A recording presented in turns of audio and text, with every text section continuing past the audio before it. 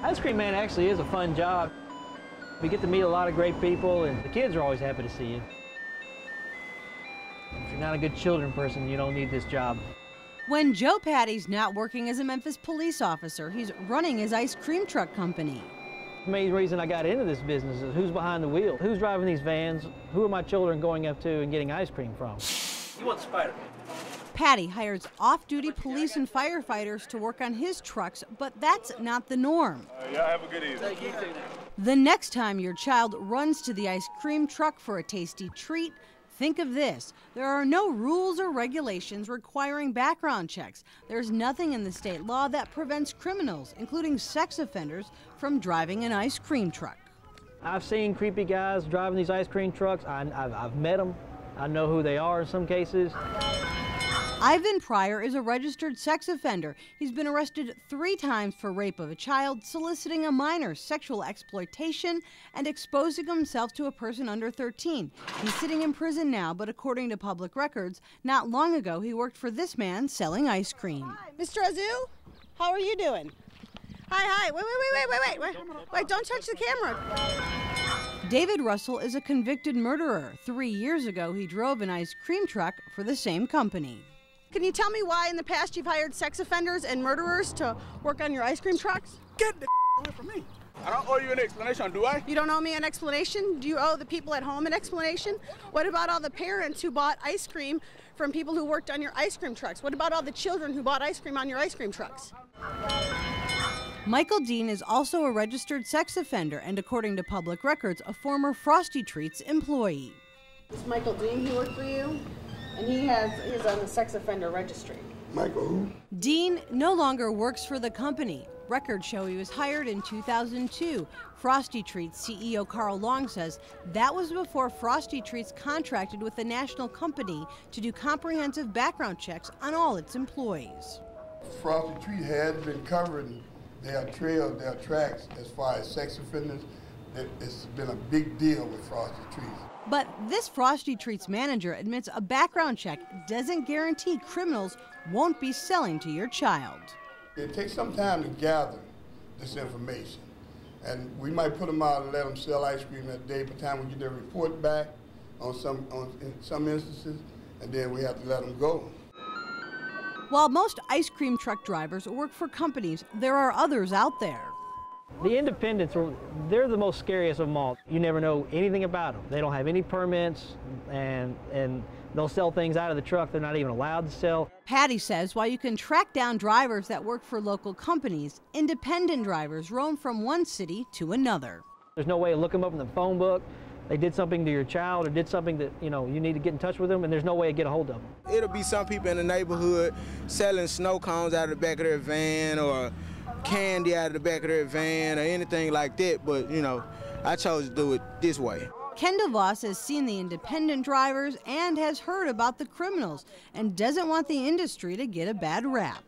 I hope people don't look at me like that at all, because I mainly do it for the kids. But when ice cream truck drivers like Edmund Collins gets busted for hiring prostitutes or Lane Taylor is arrested for aggravated assault, Patty says that's just another reason to regulate ice cream truck drivers. I think it should be regulated. I think people have a right to know that when their children are going out there to the truck, that they're hopefully going to be for somebody who has a background check and not maybe a sexual offender or previous murderer. I wouldn't allow my children to buy ice cream off these trucks and I don't know who's behind that wheel.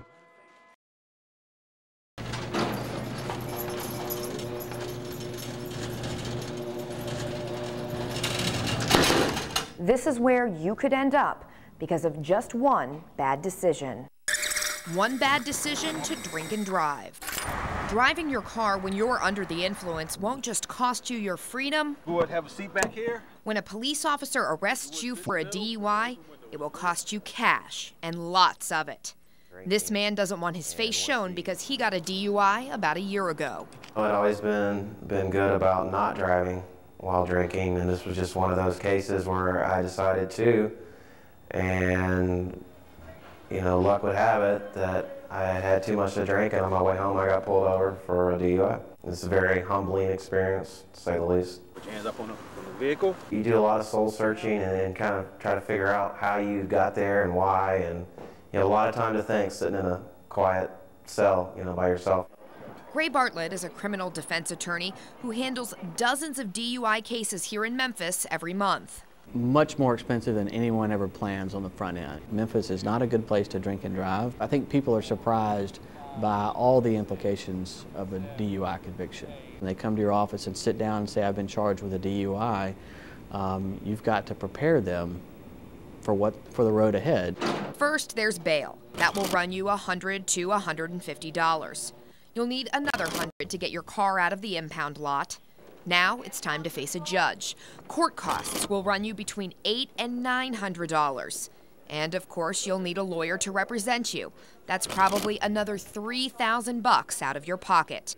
In most cases, the judge will put you on probation. That's $500. He will also make you take alcohol education classes, which are another $300. Then comes the real cost, getting to drive again. It will cost you around $150 to get your license reinstated. You have to pay a restricted license fee, that's about $70. You'll also have to provide a form to the state for 3 years, proving you have car insurance, that's $2,000. And then the biggest cost of all, car insurance after a DUI. Experts say for the 3 years that DUI is on your insurance record, you will pay, on average, an extra $9,000 to $10,000 to have your car insured. That adds up to more than $16,000. For someone that kind of lives paycheck to paycheck and is, even if you're on top of your bills, you don't think you're going to have this kind of extra expenses coming out. And even when you think you can kind of get a hold of it, more and more start pounding up on top of you. It's something that hasn't, gone away, and it's been over a year now. I'm still making payments on it. Attorney Ray Bartlett says $10,000, $15,000, even $20,000 isn't unusual when you get a DUI. And heaven forbid, you get in an accident or hurt someone while you're drunk. You're talking about the difference between maybe a life lesson and a life-changing event. I've had people that come to my office with DUIs, that they've been in a wreck and someone's been hurt, and it's something that they never get over. It changes their lives for good. One bad decision could make your bar tab the biggest of your life. One bad decision could land you behind bars for years. One bad decision when you could have just called a cab. Instead of ordering that last round of drinks, you need to save that $20 or whatever to get a taxi. Take the work of Charlie Burst and Will Shade.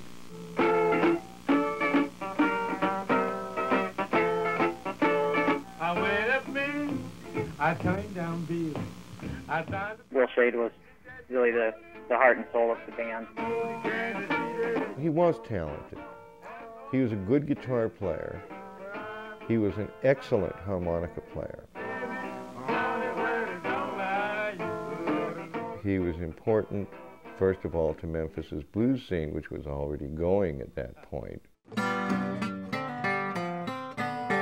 Me and my partner, we got lifetime here. I'm a middle-class Jewish guy from Massachusetts. I didn't grow up in Memphis, but I grew up with Southern music in my house. Turkey Roadie. Andy Cohen's favorite, the Memphis jug band music of Will Shade. Guitars, fiddles, banjos, mandolins, and unconventional ones, jugs, washboard bass, kazoos. All instruments incorporated into this style of blues, popular in the 1920s and 30s. Oh, you get up in the alley. Will Shade died here in Memphis in 1966, and you'd think someone who meant so much to blues music would have a gravestone that would be a historical monument. But when Will Shade passed away, he had outlived his family and didn't have much money, so he was laid to rest here at the Shelby County Public Cemetery in an unmarked grave.